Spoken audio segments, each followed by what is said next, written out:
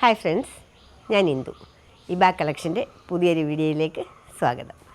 ഞാൻ ഒത്തിരി സന്തോഷത്തോടു കൂടിയാണ് ഇന്നൊരു വീഡിയോ എടുക്കാൻ തയ്യാറായിരിക്കുന്നത്.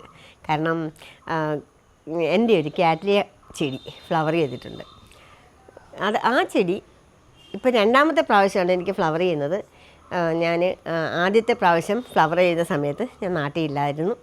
ഇപ്പം ഫ്ലവർ ചെയ്തിട്ടുണ്ട്. ഇതാണ് എൻ്റെ ആ കാറ്റ്ലിയ ചെടി. നോക്കിക്കേ, എന്ത് ഭംഗിയാണെന്ന്. ഈ പൂവിന് ഒത്തിരി വലിപ്പമുള്ള ഒരു ഫ്ലവറാണ്.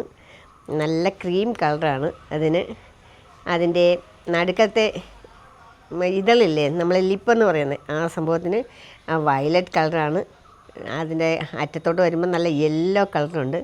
അതുമല്ല, ആ പൂവ് കണ്ടാൽ ഒരു ഫ്രില്ല് വെച്ചത്, ഒരു ഉടുപ്പിനൊക്കെ ഫ്രില്ല് വെക്കത്തില്ലേ, അതുപോലെയാണ്. ഇതാ നോക്കി, എന്തോ രസമാണെന്ന്. നല്ല രസമില്ലേ കാണാൻ? വളരെ ഒരു കയ്യേക്കാട്ടി വലിപ്പമുള്ള ഫ്ലവറാണ് ഇത്. ഇലയിൽ നിന്ന് കണ്ടോ, ഒരു ഇലയിൽ നിന്ന് പുതിയ ഇലകളിൽ നിന്ന്, അന്ന് സ്യൂഡോ ബൾബ് വെച്ചാണ് നമ്മൾ ഈ ചെടി വളരുന്നത്. ഇപ്പം ഡെൻഡ്രോബിയ ഓർക്കിഡ്സൊക്കെ ഇല്ലേ, ഇത് കണ്ടോ, ഇത് ഡെൻഡ്രോബിയ ഓർക്കിഡാണ്. ഇതിന് ഒരു തണ്ട് വന്നിട്ട് അതിൽ നിന്നാണ് നമുക്ക് ഫ്ലവറൊക്കെ വരുന്നത്. ഇപ്പം ഇതൊരു പുതിയ തണ്ടാണ്. ഇതിൻ്റെ നടുക്കുന്ന് വരാം, സൈഡിൽ നിന്ന് വരാം, അങ്ങനെയൊക്കെ വരാം. അങ്ങനെയൊക്കെയാണ് ഇതിൻ്റെ സാധാരണ ഫ്ലവർ വരുന്നത്. പക്ഷേ കാറ്റ്ലിയയിൽ ഈ സ്യൂഡോ ബൾബ് ഇതൊക്കെയാണ് ഒന്നിച്ചെണ്ണോ. നോക്കിയ വേരിൽ നിന്നൊരു സ്യൂഡോ ബൾബ്. ഇതൊരു പുതിയ സ്യൂഡോ ബൾബാണ്. അതിനകത്തു നിന്നാണ് പുതിയ ചെടി ഫ്ലവർ ഉണ്ടാകുന്നത്. ഈ ലീഫിൽ നിന്ന് പുതിയ ഫ്ലവർ ഉണ്ടാകും. സിംഗിൾ ലീഫാണ് ഈ ചെടിക്ക് ഓരോ സ്യൂഡോ ബൾബിനും ഉണ്ടാകുന്നത്. നോക്കി, അതിൽ നിന്നാണ് ഈ ഫ്ലവർ ഉണ്ടായിരിക്കുന്നത്. ഒരു ലീഫിൽ നിന്ന് ഒരു ഫ്ലവർ മാത്രമേ ഉണ്ടാകൂ. ചില കാറ്റ്ലിയ വെറൈറ്റിക്ക് കുലകുലയായിട്ടൊക്കെ പൂക്കൾ ഉണ്ടാകാറുണ്ട്. ഇതിപ്പോൾ എൻ്റെ കയ്യിലിരിക്കുന്ന ഇത് സിംഗിൾ ഫ്ലവറാണ്.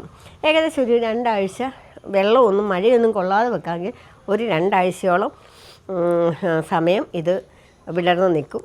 ചെറിയൊരു മണമുണ്ട് ഇതിന്, ചെറിയൊരു മണം. ഇപ്പോൾ ഈ കാറ്റ്ലിയയുടെ പ്രത്യേകത എന്ന് പറയുന്നത്, അത് നമ്മുടെ ഡെൻഡ്രോബിയം പോലെ ഏത് സാഹചര്യത്തിലും വളരുന്ന ഒരു ചെടിയാണ്. ഇപ്പം നമ്മളതിൻ്റെ പോട്ടി മിക്സിനെ പറ്റി പറയുകയാണെങ്കിൽ, ഞാൻ വളർത്തിയിരിക്കുന്നത് ഒരു കരിക്കട്ട് മാത്രം ഉപയോഗിച്ചുള്ളൊരു മാധ്യമത്തിലാണ്. ഞാൻ തൊണ്ട് ഉപയോഗിക്കാറില്ല. എൻ്റെ എല്ലാ വീഡിയോകളിലും ഞാൻ പറയാറുണ്ട്, ഞാൻ ഈ ചെടികൾക്ക് തൊണ്ട് ഉപയോഗിക്കാറില്ലെന്ന്. അപ്പം ഈ കാറ്റ്ലിയയെ സംബന്ധിച്ച് അതിന് തൊണ്ട് വേണ്ട. തൊണ്ട് എപ്പോഴും കുറവ് ഉപയോഗിക്കേണ്ട ഒരു ചെടിയാണ് കാറ്റ്ലിയ.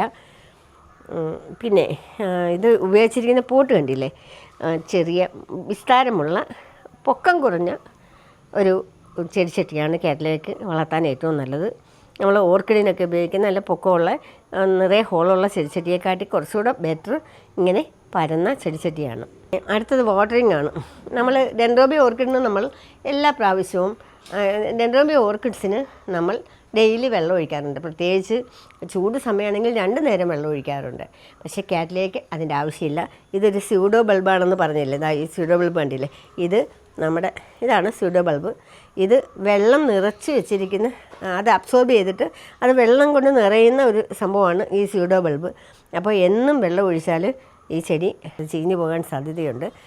അതുകൊണ്ട് 2 ദിവസം 3 ദിവസം കൂടുമ്പോഴേ കാറ്റ്ലിയയ്ക്ക് വെള്ളം ഒഴിക്കാവും.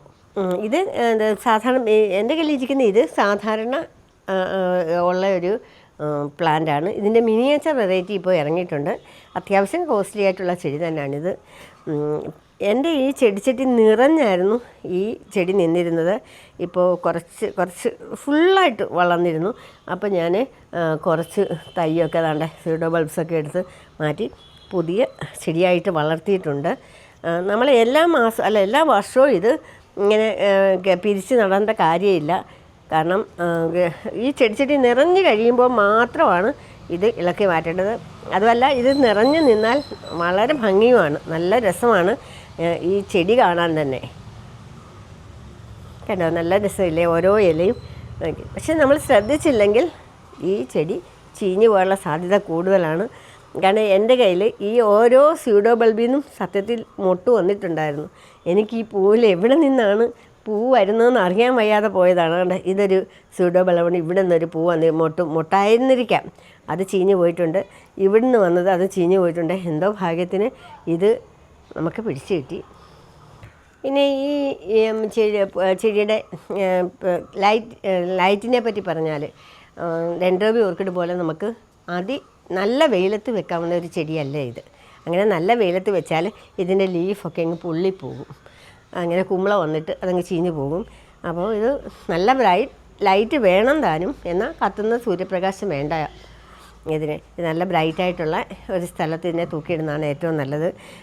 പൂ പിടിച്ച സമയത്ത് ഇത് മഴ കൊള്ളാതിരിക്കുകയെങ്കിൽ 2 ആഴ്ചയൊക്കെ 2-3 ആഴ്ച ഈ പൂ ഇങ്ങനെ വിടർന്ന് തന്നെ നിൽക്കും. ഇല്ലെങ്കിൽ ആ പൂ പെട്ടെന്ന് അങ്ങ് പോകും. മഴയില്ലാത്ത സീസൺ ആണെങ്കിലാണ് ഈ പൂ കൂടുതൽ സമയം നിൽക്കുന്നത്. മഴയുള്ളപ്പോൾ 2 ആഴ്ചയ്ക്കുള്ളിൽ ഈ പൂ അങ്ങ് കേടായി പോകാനാണ് സാധ്യത. നിങ്ങൾക്കെല്ലാം എൻ്റെ ഈ കേരള ചെടിയും പൂവൊക്കെ ഇഷ്ടപ്പെട്ട് കാണുമെന്ന് ഞാൻ പ്രതീക്ഷിക്കുന്നു. അടുത്തൊരു നല്ല വീഡിയോയിൽ കാണുന്നവരെ ബൈ.